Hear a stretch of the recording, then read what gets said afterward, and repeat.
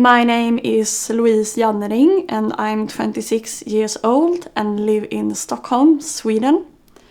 I graduated from university last year. I have a master's degree in political science and I'm currently working at the government's offices at the Ministry of Health and Social Affairs. And I'm also a part of the Swedish national paracycling team where I compete in tandem cycling because I have a visual impairment, or I'm blind basically. So at the end of my master's studies, I did an internship at the Prime Minister's office where I worked with EU affairs, and that's how I got the job that I have now at the Ministry of Health and Social Affairs. Then unfortunately I won't be able to stay there for that long because I only have a temporary employment, so I will have to leave in a couple of weeks.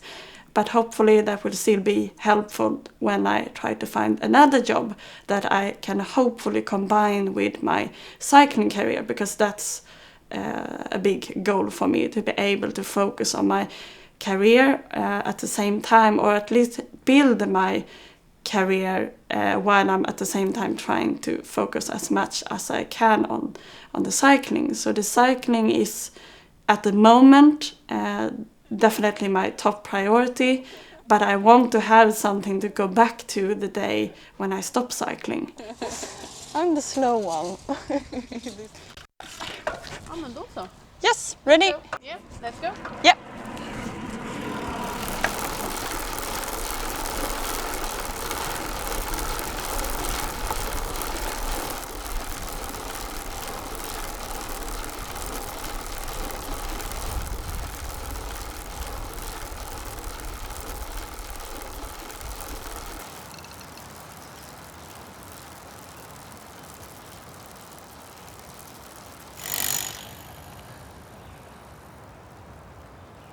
I do worry about what's going to happen after I leave my job and how I will manage to combine that with the cycling.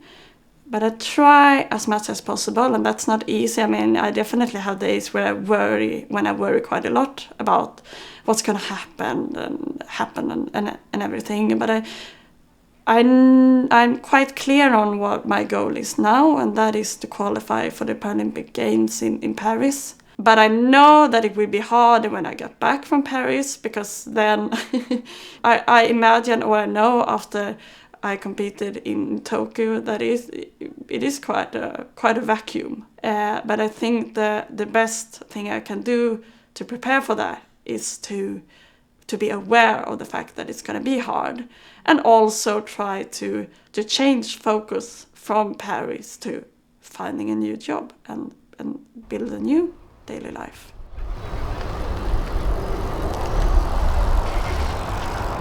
One thing that has been very important when it comes to pretty much every new step in my life has been to find a person at work or university, and sometimes even socially, who gives me the opportunity to show what I can do and what's possible for me to achieve.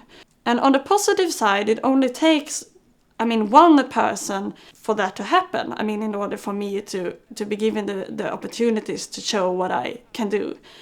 And when one person chooses to do that, other people tend to follow, which creates an inclusive environment even for me. On the other hand, if there is no such person who gives me or people like me the opportunity, then it becomes very challenging to be included. So my name is Anna Bergholtz and I live in Stockholm. I grew up in south of Sweden in Skåne. And I'm working as a journalist and entrepreneur, and today I'm leading Unique Power as well.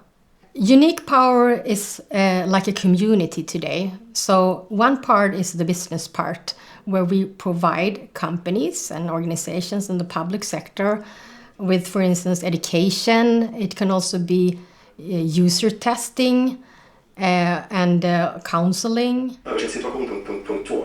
Identitet i något. Alla har många I grew up and when I was 3 years old, I got rheumatoid arthritis, which led to me having to use wheelchair on and off as a child.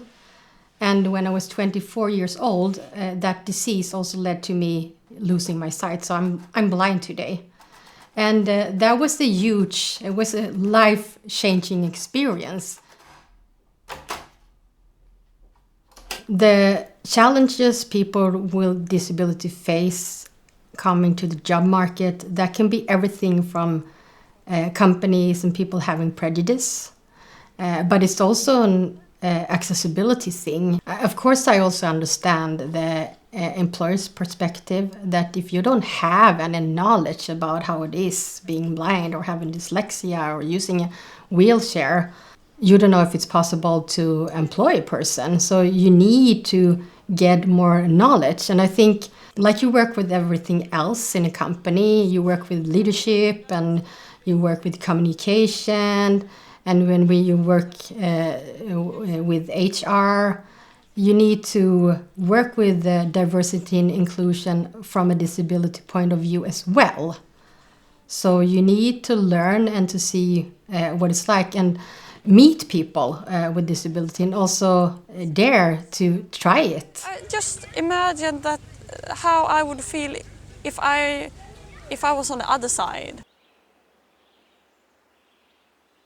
We need to talk more about inclusion, and by that I do not only mean like inclusion in terms of disabilities, but all kind of inclusion. It's a really complex issue, but I really think that we as a society, we have to deal with that if we want people to feel as a part of society, and to feel welcome and comfortable and so on. And that's something that is positive for all of us. Grått går mot brun. And I think also, like, both in terms of like feeling that you have a purpose in society when you're older, but also as a child, that you need role models who you can identify yourself with.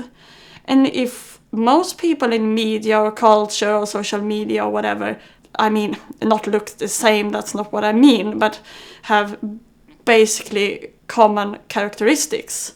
Yeah, but where do I fit in? And how does that affect my self-esteem and so on? So I mean, it's important at so many levels. When you look back, like 20 years back in time, it's the same kind of statistics you see that people, they don't have work. Unfortunately, I believe that you have to be more like a step ahead and more proactive and always work on your network and your contacts and kind of sell yourself. That's what a lot of people do today to get a job, but I think it's even more important if you have a disability.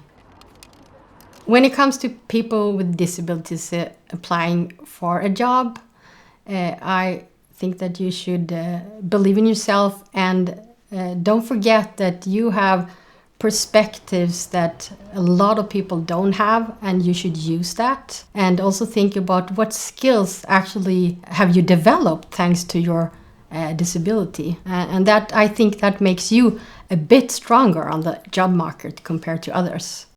Personally, a big challenge when it comes to inclusion is people's attitudes. And I really don't mean that people are mean or anything, definitely not.